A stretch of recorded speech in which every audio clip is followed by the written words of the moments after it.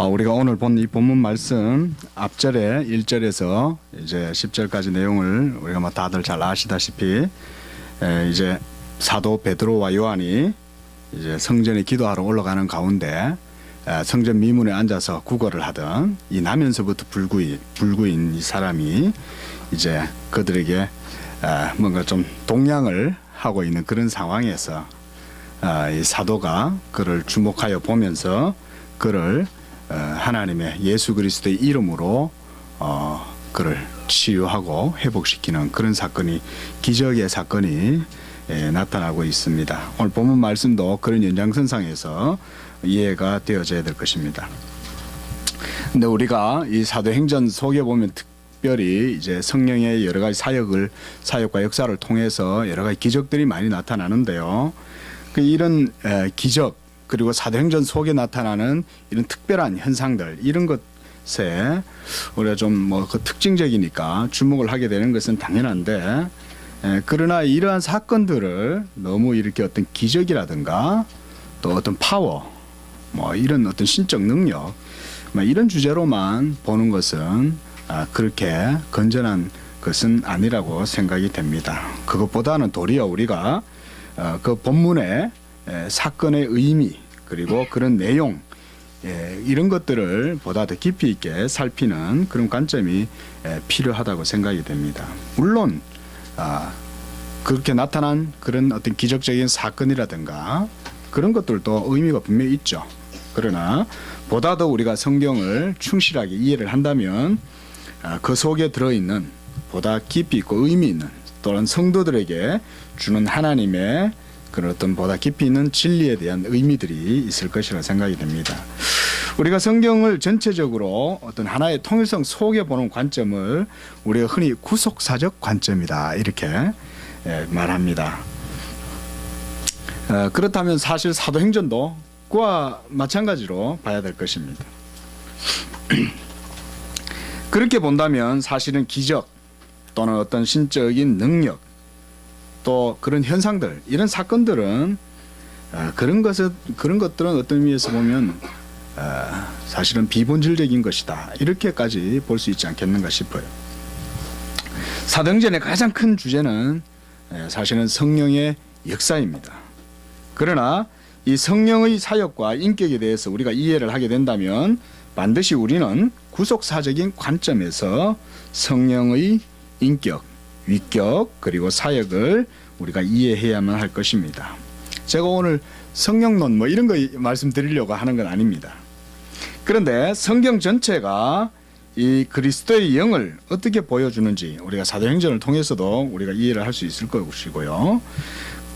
그러한 관점에서 본다면 오늘날 우리가 보면 무분별한 은사주의라든가 또는 어떤 교단에서 지향하는 그런 어떤 신비주의적이고 어떤 그런 맥락에서 성령을 이해하는 것은 우리가 비성경적인 것이다, 이렇게 이해를 할 수가 있을 것입니다.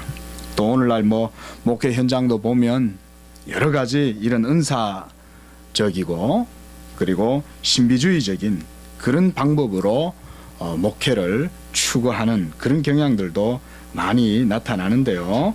사실 이러한 것들은 그 순간 봤을 때는 반짝하는 효과들이 있을지 모르겠지만, 그러나 건전하지 못하고 또 오랜 또 장기간에 걸쳐서 보면 결국은 기독교적인 고유하고 그런 고상한 가치들, 이런 것들이 병들게 되고 좀먹게 되고 그런 것이 아닌가 봅니다. 자, 오늘 이제 사도가 이 안전뱅이를 일으켰습니다. 사도가 예수의 이름으로 일어나라고 그를 일으켰을 때 그가 걷게 되고 뛰고 그리고 하나님을 찬양하는 이런 사건이 일어났습니다. 그리고 그 일을 목격한 사람들은 매우 놀라워하고 그리고 그런 능력과 기적을 행하신 하나님을 찬양했습니다. 또한 그를 일으켜 세운 사도들을 매우 놀라워하면서 쳐다보게 되었습니다. 일순간 모든 시선이 사도들에게 집중되었습니다.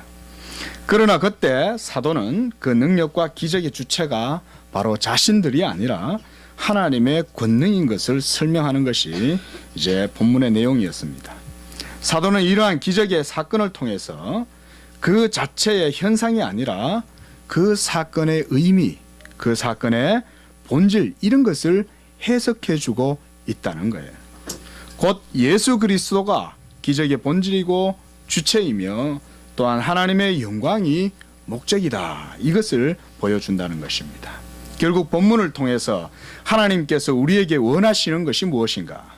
그것은 예수 그리스도를 믿는 것이 바로 그것만이 하나님께서 우리에게 원하시는 것이고 하나님께서 그 일을 통해서 우리에게 보여주시는 것이라는 것을 알게 된다는 것입니다.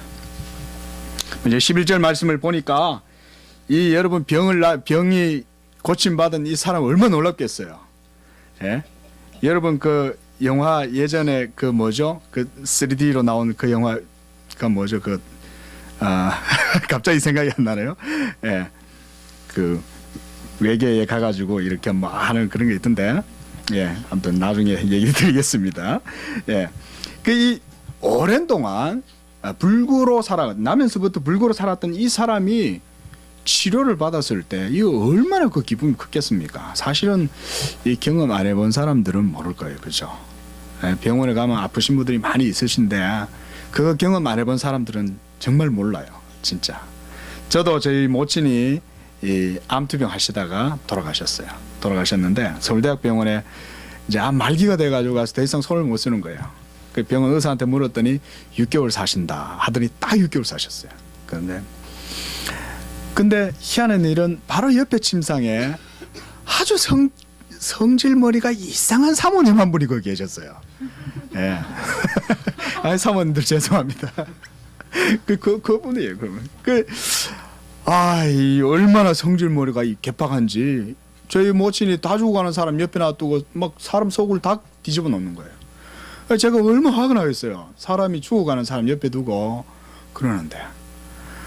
그래 또 목사님 사모님이라니까 저분이 도대체 왜 저러나 이러고 있는데 놀라운 일이 생겼어요. 그분은 섬에서 목회하시는 목사님의 사모님인데 2개월 더 못 사신다고 그래서 급히 병원에 오신 거예요. 그래서 서울대학병원에 와서 이제 재발하셨던가 봐요. 그래가지고 온 병원에서 다시 검사하고 이렇게 했는데 2달 산다 이렇게 됐는데 이분이요 그 저희가 이제 병원에 입원했는데 보니까요 이분이 저희와 한 보름 조금 더 있다가 같이 있다가 퇴원을 하셔서 나가셨어요. 그 재활 치료 이런 거 이제 교육 받고 나가셨는데 어느 날 이분이 몸에 퍼져 있던 암세포가 싹 다 사라졌어요. 그래가지고 서울대학병원 의사들이 막 어떻게 된 거는 오진했냐 이래가지고 막 다시 검사를 다 하고 있는데 깨끗한 거예요. 여러분 가장 부러운 사람이 누굴까요? 예? 가장 부러운 사람이 바로 저희 어머니셨겠죠. 그 다음에 저였죠. 너무 부러운 거예요.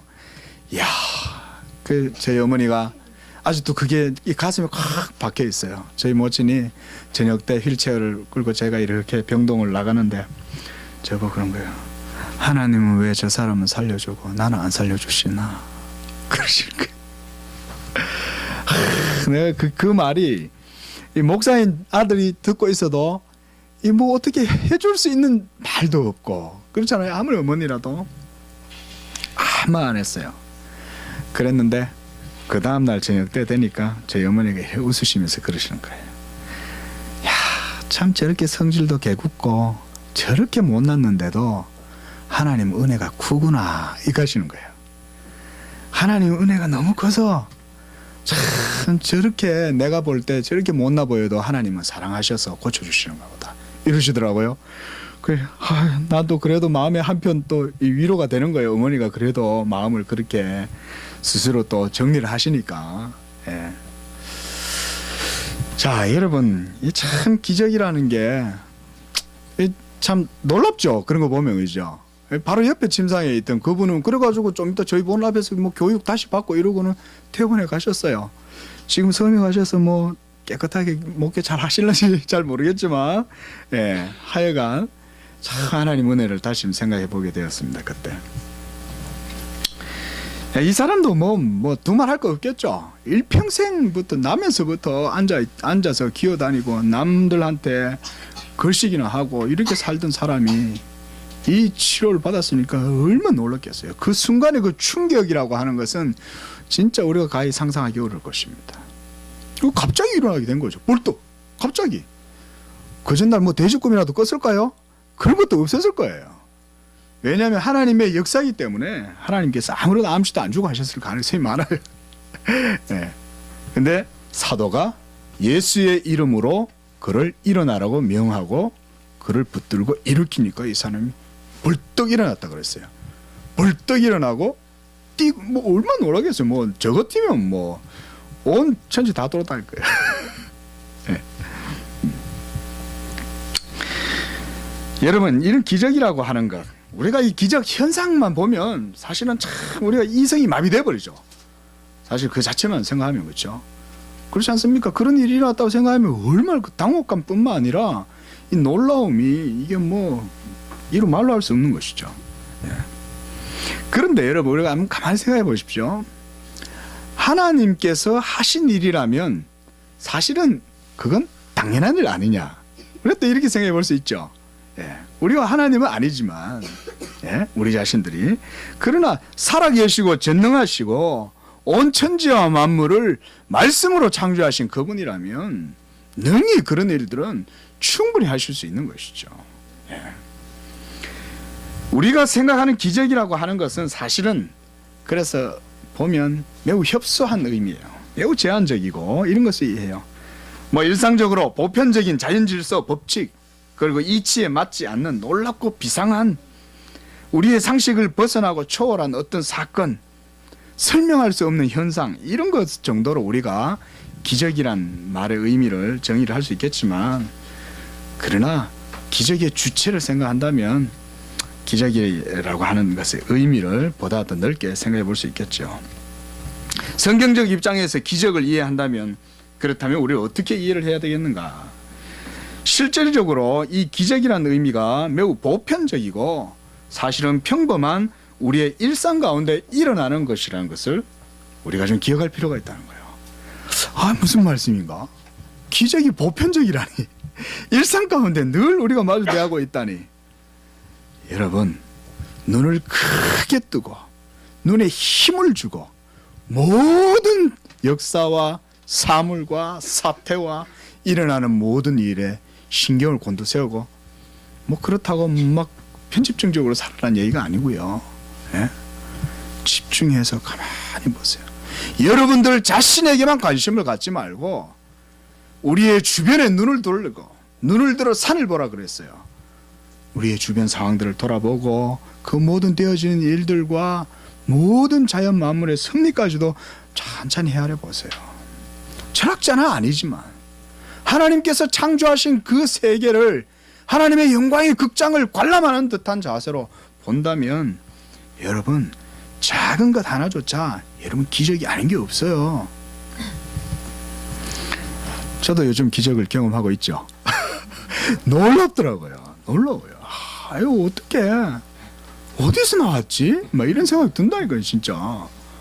에? 뭐 웃는 것도 안 가르쳐줬는데 지가 막 자다가 막 하하하하 그거 웃고 막 이래요. 기가 막히는 거예요. 에이구, 예? 말도 또 잘 알아듣더라고요, 조그만한 게. 아, 이게 또 참 또 오버하신다 이카겠지만, 아닌 것 같아요. 놀라워요. 기적이에요. 진짜. 여러분, 그거 보입니까? 여러분, 작은 것 하나조차 다 기적이죠. 하나님께서 창조하신 그 어느 것 하나조차도 기적이 아닌 게 없어요. 예? 그 이 자연 만물 물리적 세계만 바라봐도 그 안에도 우리가 이해할 수 없어요. 예전에 물리학 선생님이 저한테 그러는 거예요. 목사님, 신학하시는 분들은 대단해요. 이러는 거예요. 난 물리학 선생님이 더 대단해 보이는데 어째 그 어려운 물리학을 합니까? 그랬더니 그러시는 거예요. 물리 세계를 깊이 들여다보면 그 마지막에 들어가면 더 이상 이해할 수 없고 해석할 수 없는 것에 도달합니다. 그때 가갖고는 신학이 없으면 이해할 수가 없습니다. 이런 거예요. 결국 그게 뭐 우리 신학하고 다 맞닿는 논리인데요. 그 얘기죠. 이건 마찬가지죠. 역사도 마찬가지죠. 역사의 모든 일어나는 일들도 마찬가지고.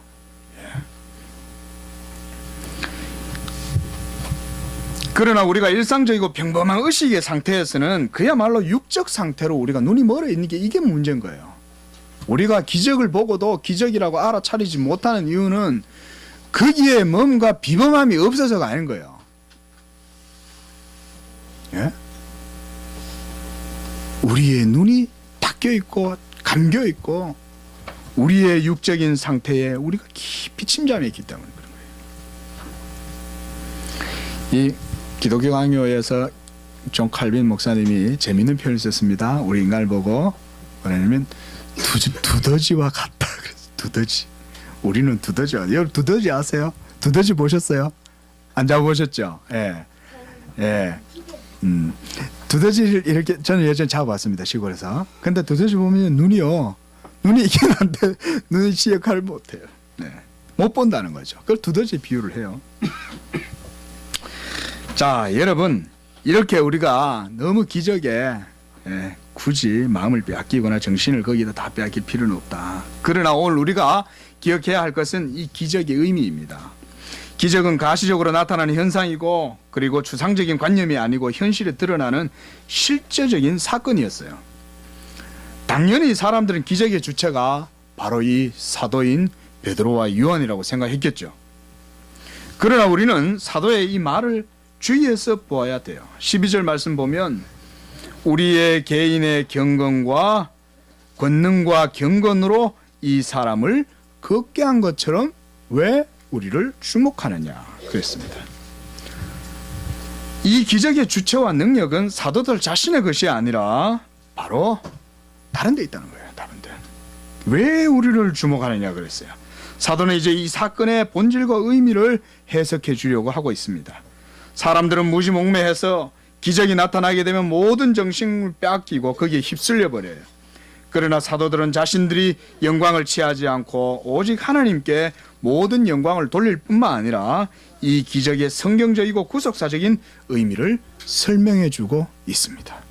우리가 이런 것에 사도행전에서 좀 주목해서 봐야 된다는 거예요. 13절 말씀 보니까 먼저 설명하기를 아브라함과 이삭과 야곱의 하나님을 먼저 거론해요. 베드로.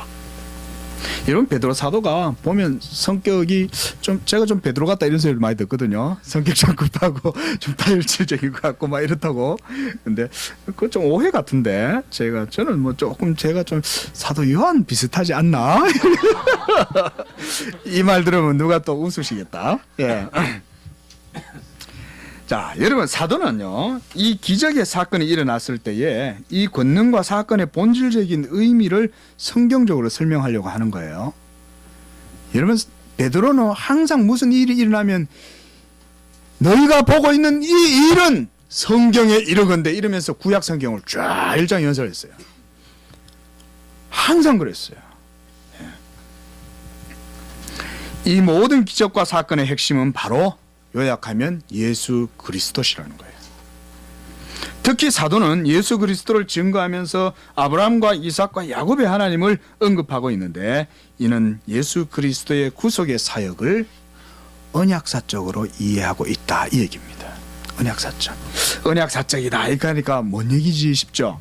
우리가 흔히 말하는 우리가 개혁신학에서 구속사라는 표현 쓰지 않습니까? 그 구속사적 관점이다 이렇게 이해하면 되겠습니다.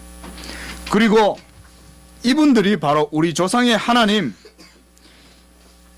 말씀합니다. 구약의 모든 율법과 선지자의 가르침과 구약의 역사 전체를 의미하는 것으로서의 하나님, 그 하나님이라는 거예요. 그 하나님.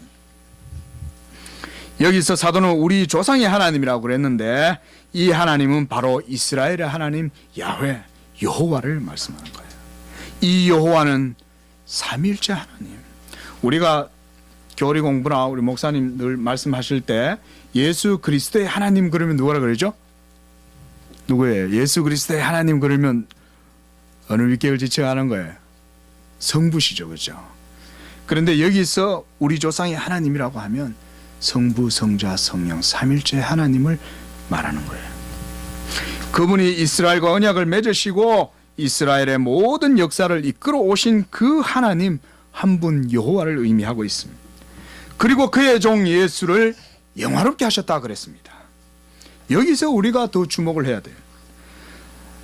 바로 여기에서 사도들의 다음의 증거에 주목을 해야 되는데, 하나님께서 예수 그리스도를 높이시고 그를 영화롭게 하셨다는 거예요. 이는 사도 바울이 이 성경을 이해하고 있는 것과 사실 동일한 거라고 할 수 있습니다. 우리 늘 오늘도 우리 읽었죠.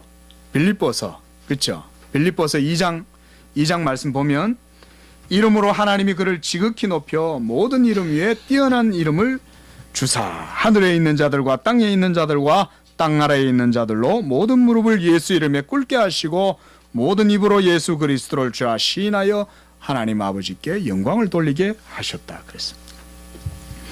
이 말씀도 보면 하나님께서 예수 그리스도 그의 아들을 영화롭게 하셨다는 거예요. 이 말씀이 바로 언약사적인 맥락에서 매우 중요한 의미를 가지는 말씀이라고 하겠어요. 우리도 오후 예배 때 늘 이 빌립보서 2장의 이 말씀을 늘 낭독하죠. 네. 베드로 사도는 지금 이 기적의 사건을 예수 그리스도에게로 연결지어서 구속사적인 관점에서 해석을 해주고 있는데, 이는 곧 하나님께서 그 종 예수를 높이시고 영화롭게 하시는 사건이라는 거예요. 기적 자체가. 그러니까 우리가 기적이라고 하는 그 자체의 현상에 우리가 마음과 눈과 정신을 빼앗기면 안 되겠죠. 그것이 아니라 그것의 의미에 집중해야 되겠죠. 이게 뭔가. 사도가 그걸 지금 설명해 주고 있는 거예요. 이 기적의 의미를. 여러분 성경 공부 안 하면 이런 거에 매달리면 뭐 어떻게 달리 설명할 수가 없어요. 그러니까 기적이 일어났잖아요. 기도하면 돼. 산에 올라가서 막 금식하면서 손옷 뽑으면 능력 받아갖고 해. 이러면서 맨날 능력 일변도로 나가버리면 이 신비주의자 되고 이단 되는 거죠. 나중에. 성경을 제대로 이해를 해야죠. 이 기적의 의미는 거기에 있지 않고 예수 그리스도, 바로 하나님께서 만세 전부터 작정하신 이 예수를 높이시는 사건이다. 이것이 바로 그 하나님의 영원전에 작정하시고 뜻하셨던 것이 이제 때가 되어 나타나게 된 사건이 바로 이 기적의 사건이라는 거예요. 하나님께서는 자신의 의로우심과 이름과 영광을 나타내시기 위하여 영원전에 한 종을 택하셔서 세우셨는데, 그가 바로 하나님 앞에서 기름 부음 받은 거룩한 종 예수라는 거예요. 사도행전 서기 보면 특별히 베드로 사도는 예수 그리스도 주님이시잖아요. 하나님이시잖아요. 예수님이. 그런데도 예수님의 인격에 특별히 기름 부은 종, 세움을 입은 거룩한 종이라는 표현을 많이 씁니다. 당연히 그리스도의 인성을 지칭하는 용어들이겠죠. 그가 바로 하나님의 영원한 아들이시고 영원한 말씀이시고 멜기세덱의 반차를 따르는 영원한 대제사장이요 우리에게 있는 대제사장이셨던 거예요. 이제 영원하신 아들께서 아버지의 영원한 언약을 쫓아서 택자들의 머리가 되시고 때가 참에 여인에게서 나시고 성육신 하시어서 율법 아래에 나셨어요. 갈라디아서 4장 4절 말씀이죠. 때가 참에 율법 아래에서 이 아들이 나셨다는 거예요. 모든 구원의 역사를 십자가로 감당하시고 성취하셨습니다. 우리는 이러한 구속 사역의 관점을 언약적으로 진술하고 있는 말씀을 빌립보서 2장 6절에서 11절에서 우리가 자주 보는 말씀인 거예요. 거기에 보면 아들께서 십자가에 죽기까지 복종하시고 모든 의를 이루시며 율법의 마침이 되시었고 자신의 죽으심으로써 아버지의 사랑을 완전히 나타내셨을 때에, 그때 하나님께서 그를 사망에 내버려 두시지 않고 그를 건져내시고 살리신지라. 사도행전 바로 앞에 있죠. 2장 32절 말씀에 사도가 맨날 설명하는 거예요. 오순절 성령의 강림의 역사가 일어났을 때 이 놀라운 성령의 엄청난 능력과 역사를 사도는 이렇게 설명하는 거예요. 성령 부어짐의 이 역사는 구속사적으로 이미 창세전에 하나님께서 아들의 영광을 위하여 예비하신 것이었고, 이제 아들이 모든 십자가의 구속 사역을 완수하고 부활하시고 승천하신 다음에 하나님 보좌 우편에서 영광을 입으셨을 때에 이제 그의 영광이 성령 부어짐을 통하여 나타난 것이다, 이거예요. 예. 사도행전 2장 33절에도 보면 그가 약속하신 성령을 아버지께 받아서 너희가 보고 듣는 이것을 부어 주셨느니라 그랬어요. 성령 부어짐의 사건은 바로 이와 같은 구속사적 맥락 속에서 분명히 이해가 되어져야 된다는 것이죠. 예. 그리고 성령 부어짐의 사건을 통해서 나타나게 되는 결과는 예수의 이름이 높임을 받는다는 거예요. 예. 사도행전 19장 17절에도 사도는 동일하게 표현합니다. 에베소에 사는 유대인과 헬라인들이 다 이 일을 알고 두려워하여 예수의 이름을 높였다 그랬어요. 이건 좀 이따 말씀드릴게요. 이처럼 지금 기적의 사건은 바로 예수 그리스도를 높이고 영화롭게 하신 것의 결과로서 나타나는 것입니다. 성경적 의미의 기적은 이처럼 예수 그리스도의 복음의 영광이 나타나는 거예요. 복음의 의미가 드러나지 않는 기적은 모두 비성경적이고 마귀적인 거예요. 여러분, 마귀가 얼마나 이걸 악랄하게 이용하는 줄 아세요? 저희 아버지도 암으로 돌아가셨어요. 그래서 저는 암보험 들어놨어요. 꼭 들어가야 된다고. 제 아버지 돌아가실 때 사람이 완전히 배짱 말라가지고 미라처럼 돼가 있는데 제7일 안식교 장로가 왔어요. 그러는 거예요. 장로님, 우리 제7일 안식교 그 기도원 가면 병 나요. 그거 갑시다 장로님. 어제도 그런 사람을 사귀어가지고 이 사람이 와가지고 그러니까 제 아버지가, 여러분 사람이 완전 다 말라가지고 말라깨가 돼가지고 죽어가면 그런 소리 혹 할 텐데 그래도 하나님께서 지켜주셨나 봐요. 야, 안 간다. 그런데 왜 가노? 네. 여러분, 예수 그리스도의 이름과 예수 그리스도의 영광이 나타나지 않는 기적이면 그게 무슨 소용이냐 이거예요. 지금 잠시 예를 들어서 병이 나았다 칩시다. 그게 무슨 소용이 있어요? 오히려 마귀의 종이 될 뿐이죠. 15절 말씀 보니까 생명의 주를 죽였도다라는 말씀이 있습니다. 사도는 기적의 사건에서 그 의미와 본질을 해석해 주면서 자신들이 능력과 기적의 주체가 아니고 하나님께서 예수를 영화롭게 하시고 모든 이름 위에 뛰어나게 하신 것이 그것이 바로 이 구속사적인 핵심이라고 증거하고 있는 거예요. 계속해서 우리가 이 일의 증인이라 그랬습니다. 우리가 이 일의 증인이다. 바로 이 기적의 사건, 그리스도가 나타나는 이 사건과 그리고 그것을 바로 해석하는 사람들이 바로 이 증인들이죠. 바로 하나님께서 자신의 이름과 영광과 의로우심을 위하여 세우시고 택하신 거룩한 종 예수 그리스도가 바로 그들의 증인의 대상이었어요. 16절 말씀, 그 이름을 믿음으로 그 이름이 너희가 보고 아는 이 사람을 성하게 하였나니 예수로 말미암아 난 믿음이 모든 사람 앞에서 이같이 완전하게 낫게 하였다. 여러분, 예수 그리스도라는 이름은 이처럼 언약의 보증이에요. 한번 따라해 볼까요? 언약의 보증. 언약의 보증. 그리스도가 언약의 보증이에요. 그의 이름으로 구하는 것은 하나님이 이 하나님의 언약을 붙들고 기도하는 것과 같아요. 종종 보면 어떤 목사님들이 언약을 붙들고 기도해라 이런 표현 써요. 그 얘기는 다른 의미가 아니에요. 예수 그리스도의 이름을 믿고 그의 이름을 붙들고 기도해라는 것과 똑같은 말이에요. 예. 왜냐하면 하나님의 모든 약속은 예수 그리스도에게만 예가 되기 때문에 그래요.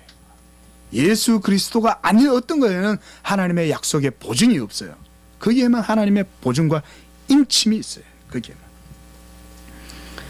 우리의 기도가 하나님 앞에서 합당한 기도가 되도록 하기 위해서는 우리에게 다른 것이 필요치 않아요.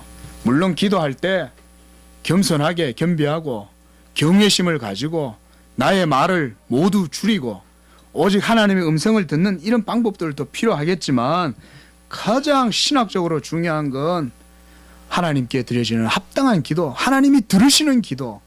아무리 내 마음이 요란하고 아무리 내 마음속에 번민이 가득 차고 온갖 세상적인 그런 생각들과 사려심으로 꽉 차도 예수 그리스도를 바라보는 그 마음의 생각은 우리 주님이 감찰하신다.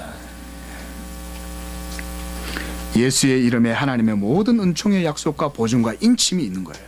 그래서 예수의 이름으로 기도하라 그랬어요.